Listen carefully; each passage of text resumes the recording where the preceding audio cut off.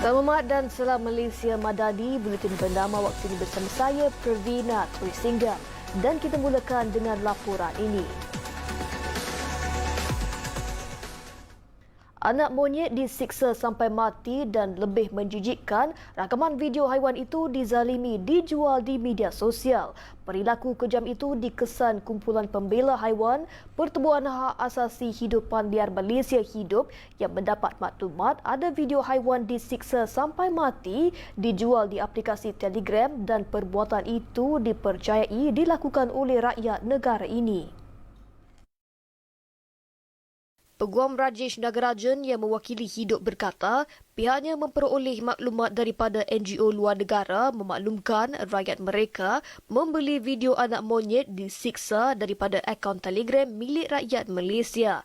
Rajesh menjelaskan pihaknya melihat tangkap layar rakaman video diperolehi menunjukkan anak kera itu disiksa dengan tangan dan kaki dikerat dan dipukul sehingga mati. Ia adalah kes di mana seorang individu telah mendapat atau membeli anak-anak monyet jenis mekek iaitu kera dan dia telah membawa anak monyet itu kepada bathroom dia ya. Lepas tu dia telah mula untuk mendera iaitu apa yang dia buat adalah dia akan kerat kaki, kerat tangan dia. Lepas tu dia akan membakar anak monyet itu dan juga akan pukul dengan kayu dan sebagainya sehinggalah anak monyet itu mati. Dan semasa proses penderaan ini berlaku, dia mengambil gambar dan dia juga mengambil video-video. Akaun Telegram itu dinamakan Monkey Haters dan dikesan masih aktif namun tidak dapat dipastikan sama ada urusan jual beli video masih dijalankan. Bertindak daripada maklumat itu, Hidup membuat laporan polis di Shah Alam, Selangor pada Jumaat dan meminta pihak polis mengambil tindakan segera kepada pelaku.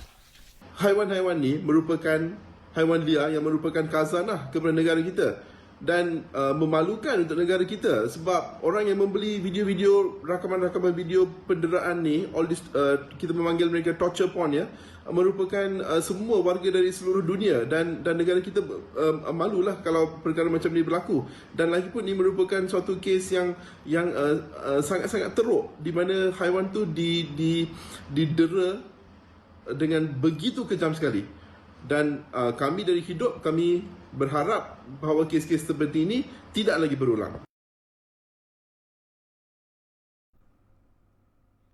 Polis Diraja Malaysia menahan 120 individu disyaki terlibat dalam kegiatan perjudian haram dan merampas wang tunai dianggarkan lebih RM90,000 dalam Oplimau sempena Tahun Baharu Cina. Setiausaha PDRM Datuk Nursia Saaduddin berkata, mereka terdiri daripada 115 lelaki dan 5 wanita tempatan ditahan dalam operasi bermula pada Ahad hingga Khamis lepas. Beliau berkata dalam tempoh sama sebanyak 20 serbuan mengekang kegiatan itu berjaya dilaksanakan. Fokus utama operasi adalah membantras kegiatan perjudian haram ditumpukan kepada judi dalam bangunan serta judi tempat terbuka tertakluk di dalam jadual pertama dan kedua di bawah Akta Rumah Judi Terbuka 1953. PDRM mengambil tindakan tegas terhadap individu menganjur dan menjalankan pertaruhan berlandaskan undang-undang sedia ada dalam usaha menangani kegiatan itu.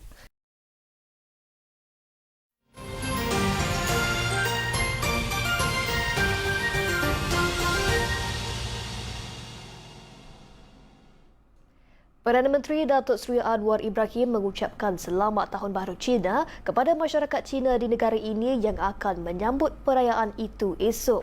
Beliau menyifatkan perayaan besar di negara ini memberi peluang kepada rakyat untuk menyemai semangat perpaduan dan saling mengenali. Datuk Seri Anwar turut memuat naik sebuah video memaparkan seekor anak putih bernama Mickey yang gagah meneruskan perjalanan untuk terus bernafas walaupun penat yang memungkinkan ia untuk menyerah tetapi menunggu untuk sinar harapan. Video ini turut memberi mesej kepada semua rakyat di Malaysia yang menempuh pelbagai cabaran dan dugaan selama ini yang mencari sinar harapan agar tidak mengalah, sebaliknya bangkit dengan semangat perpaduan. Masyarakat Cina akan menyambut Tahun Baharu Cina pada 22 dan 23 Januari ini. Dalam kalender Cina, terdapat 12 binatang mewakili zodiak pada setiap tahun dan tahun ini merupakan giliran Arnab. 恭喜发财，新年快乐，新年好。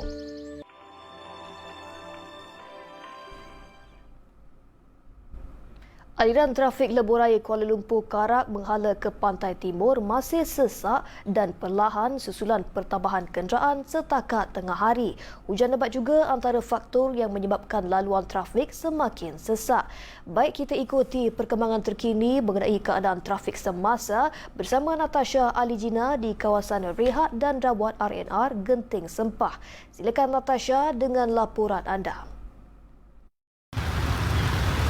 Baik, terima kasih rakan tugas di Wisma Bernama. Ingin saya kongsikan kepada anda perkembangan terkini bagi aliran trafik di Lebuhraya Kuala Lumpur Karak, iaitu masih lagi sesak dan perlahan namun terkawal menghala ke Kuantan sebelum Pasar Gombak, iaitu di kilometer 28.5 iaitu sepanjang 8.7 km, di mana Gombak ke Genting Sepah juga sepanjang 77 km, iaitu dari kilometer 29.5 sehingga kilometer 37.2, dan dari Genting Sepah ke Bukit Tinggi pula iaitu sepanjang 1.5 km, iaitu dari kilometer 39.4 hingga ke 40 kilometer 40.9.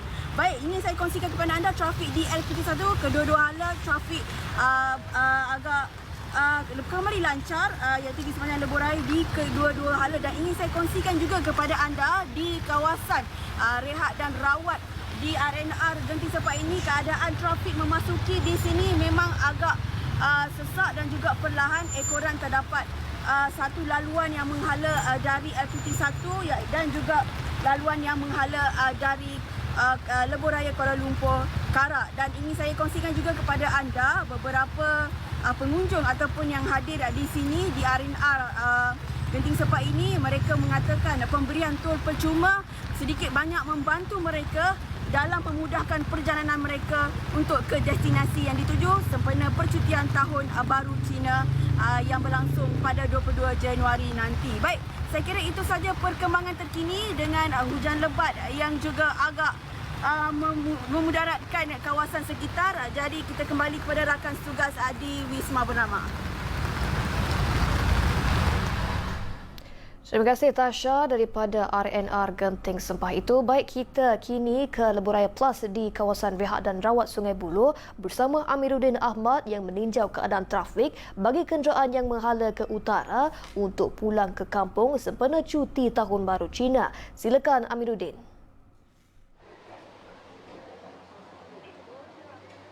Baik, terima kasih Previna dari Wisma Bernama. Aliran trafik Lebuhraya Utara Selatan dari kedua-dua arah, terutamanya menuju ke arah utara, tidak menunjukkan perubahan yang begitu ketara dan masih lagi dalam keadaan lancar walaupun berlaku pertambahan kenderaan. Namun begitu, setakat pukul 12.30 hari tadi, trafik di beberapa buah lokasi dilaporkan perlahan, iaitu dari Behrang ke Sungkai, Tapah ke Gopeng, Slim River ke Sungkai, Rawang Selatan ke Tanjung Malim, Sungai Buloh ke Rawang dan Rawang Selatan dan juga Bangi ke kawasan Rehat Seremban. Dalam pada itu, Malaysia juga meramalkan bahawa cuaca yang mendung dan juga hujan di beberapa buah negeri di bahagian utara tanah air pada hari ini. Jadi kepada anda, hati-hati memandu, awasi jarak kenderaan anda dan pastikan kenderaan diperiksa terlebih dahulu sebelum anda bergerak ataupun meneruskan perjalanan anda. Sekali lagi saya ingatkan kepada pengguna kad Touch and Go, jangan lupa untuk memeriksa status kad Touch and Go anda sebelum memulakan perjalanan ini bagi mengelakkan berlakunya kesesakan di Plaza Tol. Jika terdapat pengguna yang menggunakan kad Touch and Go yang tidak aktif dan telah dinyah aktif. Sekian saja buat masa ini dari RNR Sungai Buloh. Kita kembali semula ke Wisma Bernama. Silakan Previna. Terima kasih Amiruddin Ahmad atas laporan itu daripada Sungai Buloh. Kita berehat seketika, kembali selepas ini.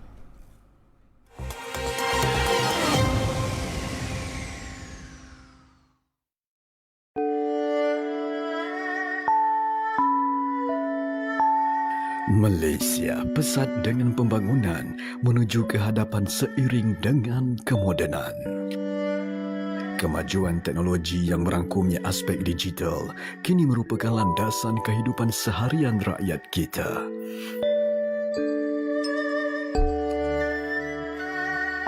Kini segalanya disampaikan secara langsung kepada pengguna teknologi dalam dunia moden. Di sebalik kemodenan, tradisi yang mengukuhkan ikatan dan perpaduan menawarkan kemanisan untuk menyambut Tahun Baharu Cina. Sempena sambutan Tahun Baru Cina, saya Fahmi Fadil, saya Tioni Ching serta seluruh warga Kementerian Komunikasi dan Digital ingin mengucapkan Xin Nian Kuai Le, Gongxi Fa Cai.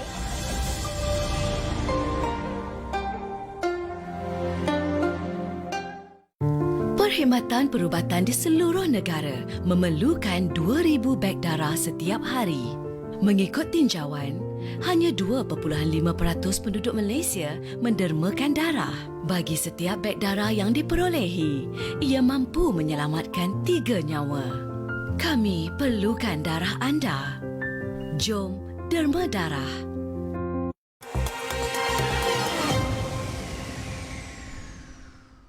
Bertemu kembali. Komited untuk terus membantu umat Islam di luar negara, serantau Muslim berjaya menjadi Pertubuhan Kebajikan bukan kerajaan pertama yang membina sebuah dewan serbaguna dikenali sebagai Dewan Orang Ramai Malaysia DOM bagi membantu pelarian Syria di Lebanon. Menurut Pengerusi Serantau Muslim Muhammad Hakim Muhammad Nur, krisis ekonomi dunia dan larangan pembinaan penempatan kekal menjadi faktor utama dewan tersebut ditubuhkan dengan harapan ianya berupaya menjadi senter kepada pertubuhan lain untuk membantu pelarian di sana.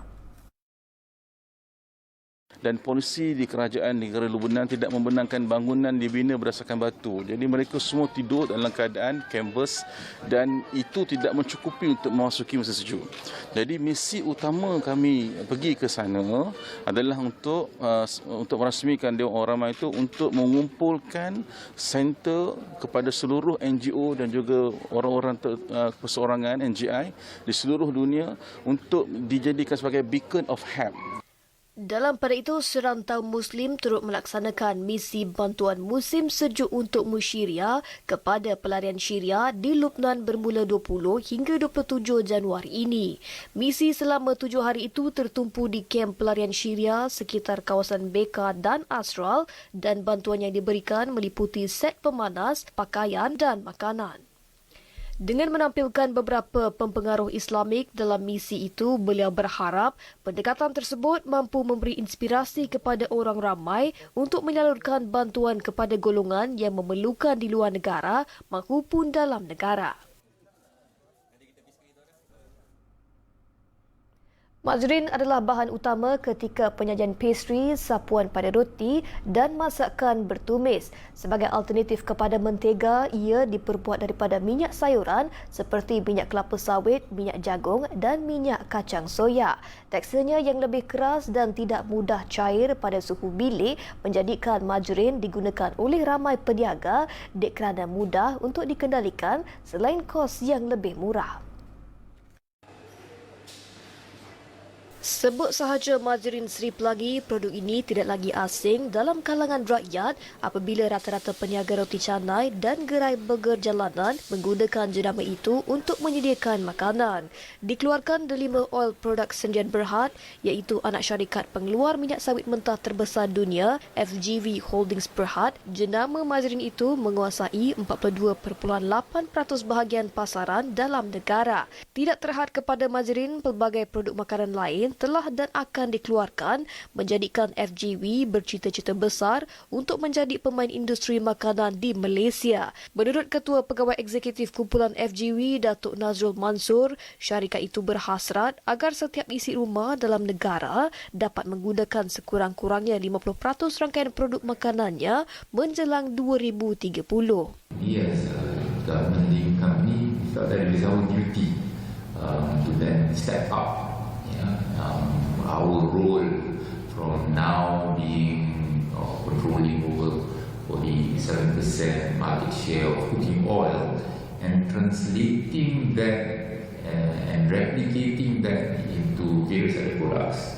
Agenda itu dirangka selepas melihat Malaysia mengimport produk makanan dalam amaun yang besar selain menyokong objektif kerajaan dalam Pelan Tindakan Dasar Sekuriti Makanan Negara 2021 hingga 2025.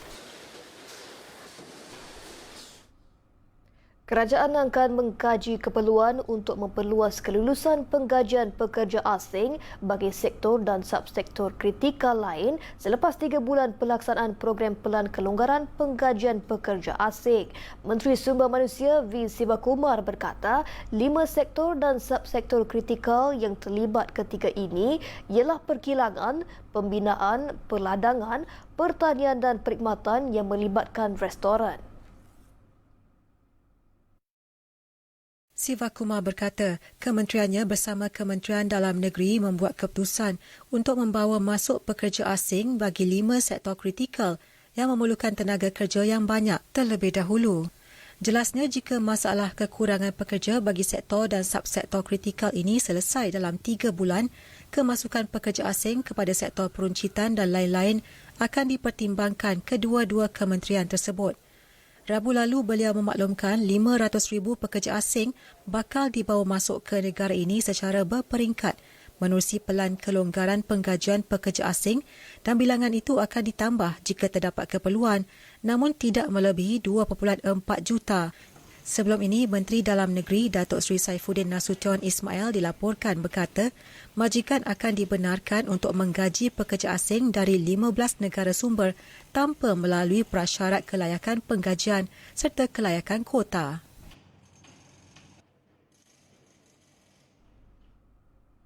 Menteri Dalam Negeri Datuk Seri Saifuddin Nasution Ismail dijangka bertemu dengan rakan sejawatnya di Nepal, Bangladesh dan Indonesia hujung bulan ini bagi menerangkan Pelan Kelonggaran Penggajian Pekerja Asing yang akan dilaksanakan Kementerian Sumber Manusia. Pelan itu melibatkan 5 subsektor dan sektor kritikal iaitu perkilangan, pembinaan, perladangan, pertanian dan perkhidmatan restoran.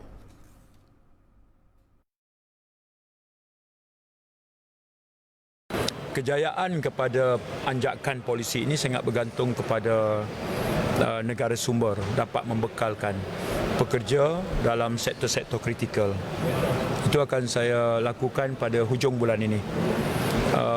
Untuk menyampaikan sendiri kepada rakan sejawat di sana tentang perubahan polisi yang kita mulakan bertujuan untuk mempermudahkan proses majikan berkehendak kepada tenaga kerja bagi memenuhi keperluan sektor-sektor ekonomi strategik tadi. Datuk Seri Saifuddin Nasution berkata pihaknya berharap ketiga-tiga negara berkenaan dapat berikan kerjasama yang sewajarnya ke arah menjayakan perubahan anjakan polisi. Selasa lalu, Menteri Sumber Manusia V. Sivakumar dilapor berkata kerajaan akan melaksanakan program Pelan Kelonggaran Penggajian Pekerja Asing bagi menyegerakan proses permohonan serta kelulusan penggajian pekerja asing bagi 5 sektor dan subsektor kritikal. Menerusi pelan itu, majikan bakal dibenarkan untuk menggajikan pekerja asing dari 15 negara sumber tanpa melalui prasyarat kelayakan penggajian serta kelayakan kota.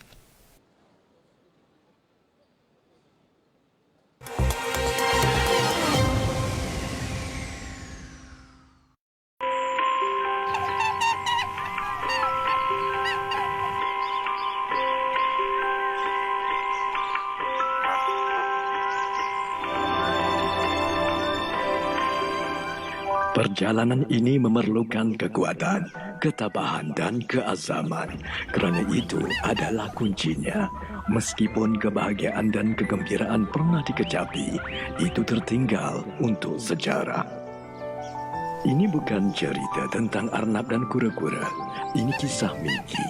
Miki yang gagah meneruskan perjalanan untuk terus bernafas di kala ini. Lelah, penat, memungkinkan untuk menyerah. Adakah setelah menempuh kepayahan dan kesusahan ini, tewas pengakhirannya? Namun selagi mana ada harapan, pasti sinar akan hadir. Begitu juga dengan kita yang telah menempuh pelbagai cabaran dan dugaan selama ini. Dalam mencari sinar harapan, jangan pernah mengalah. Ayo kita bangkit. Kita bangkit dengan perpaduan.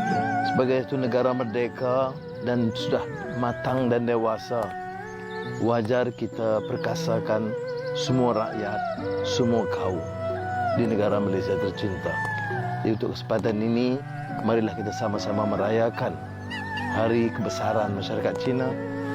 Kong Fa Choi, Xin Nian Kuai Le, Xin Nian Hao.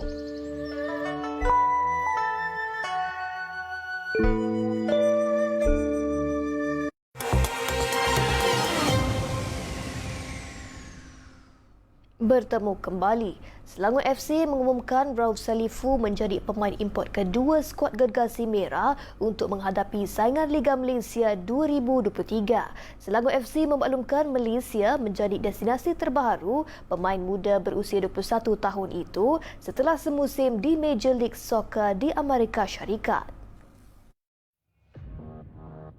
Salifu sebelum melebarkan karirnya ke Amerika Syarikat, pemain berasal dari Ghana itu turut mencipta pencapaian luar biasa pada musim 2020-2021. Beliau berjaya menjaringkan 21 daripada 58 gol bagi pasukan Accra Lions FC dalam 28 perlawanan, termasuk membantu pasukan layak ke Liga Perdana Ghana. Statistik cemerlangnya itu terus membuka jalan kepadanya untuk beraksi di Amerika Syarikat pada musim 2022 bersama Sporting Kansas City 2 di negara Uncle Sam berkenaan. Salifu berkata kedudukan Selangor FC mempunyai penyokong yang sangat ramai menjadi antara sebab beliau memilih untuk beraksi di kelab berkenaan. Salifu merupakan pemain kelima terbaharu pasukan Selangor FC selepas skuad itu memperkenalkan import pertama Nur Al-Rawabdi dari Jordan dan bakat tempatan Ahmad Kuzaimi PE, V. Ruwendiran dan Muhammad Faizal Abdul Halim sebelum ini. Pemain tengah skuad hoki kebangsaan Muhammad Ashran Hamsani optimis pasukan negara mampu melepasi halangan Sepanyol apabila kedua-dua pasukan bertemu pada aksi penentuan ke suku akhir Piala Dunia 2023 di Bhubaneswar, India Ahad ini. Beliau berkata keyakinan itu hadir berdasarkan pertemuan memberangsangkan pada aksi persahabatan kedua-dua pasukan sebelum kejohanan itu bermula, biarpun skuad negara tewas 2-3 di tangan pasukan ranking ke-8 dunia itu. Kita pun telah menjalani satu sesi pemanas badan bersama pasukan Sepanyol. So sedikit sebanyak kita tahu corak permainan mereka. So apa yang kita perlukan sekarang adalah kita perlu memilih apa tindakan, apa taktikan yang kita perlu gunakan sewaktu lawan Sepanyol. Taktikan yang terbaik untuk kita menyukur mereka lah.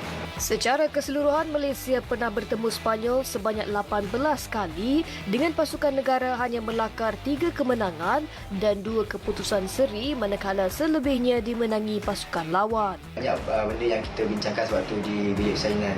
So antaranya kita perlu kami membincangkan tentang disiplin. So kita perlu kekalkan fokus kita dalam padang dan juga perlu memperbaiki setiap mistake dan kita kena kekalkan taktikal defending dan juga taktikal attacking. Khamis lalu, skuad kendalian A Arul Selvaraj yang menduduki ranking ke-9 dunia menewaskan New Zealand 3-2 dalam aksi terakhir kumpulan C. Kemenangan itu adalah yang kedua buat Malaysia pada Piala Dunia 2023 selepas menewaskan Chile 3-2 sekaligus menyaksikan skuad negara menamatkan saingan kumpulan C di tempat kedua di belakang Belanda. Baik, kita beralih ke perkembangan luar negara. Agensi Pelancongan China bakal menyambung semula perkhidmatan lawatan berkumpulan ke 20 negara termasuk Rusia bermula 6 Februari. Ia dimaklumkan menerusi satu kenyataan oleh Kementerian Kebudayaan dan Pelancongan China. Kenyataan itu menyebut mulai 6 Februari depan, agensi pelancongan dan syarikat pelancongan dalam talian di seluruh China akan menyambung semula lawatan kumpulan dan perkhidmatan tiket penerbangan dan hotel untuk warga China. Antara negara yang tersenarai ialah Thailand, Indonesia, Kemboja, Maldives, Sri Lanka, Filipina, Malaysia, Singapura, Laos, Emirat Arab Bersatu, Mesir, Kenya, Afrika Selatan, Rusia, Switzerland, Hungary, New Zealand, Fiji, Cuba dan Argentina. Pada Disember, kerajaan China mula melonggarkan secara berperingkat dasar toleransi sifar terhadap pandemik. Malah mulai 8 Januari lalu, ujian saringan PCR dan pengasingan berpusat untuk mereka yang tiba di China telah dibatalkan. Menurut pihak berkuasa negara itu, mereka juga berhasrat untuk menyambung semula penyediaan perkhidmatan bagi pengeluaran visa biasa, permit masuk dan tinggal sementara serta permit masuk dan tinggal bagi warga asing, termasuk pelaksanaan langkah transit tanpa visa dalam tempoh 24, 72 dan 144 jam serta pengeluaran permit masuk sementara. Chris Hipkins bersedia untuk menggantikan Jacinda Ardern sebagai Ketua Parti Buruh dan Perdana Menteri New Zealand yang baharu. Hipkins menjadi satu-satunya calon yang dinamakan untuk jawatan itu dan ia disahkan Parti Buruh dalam satu kenyataan hari ini.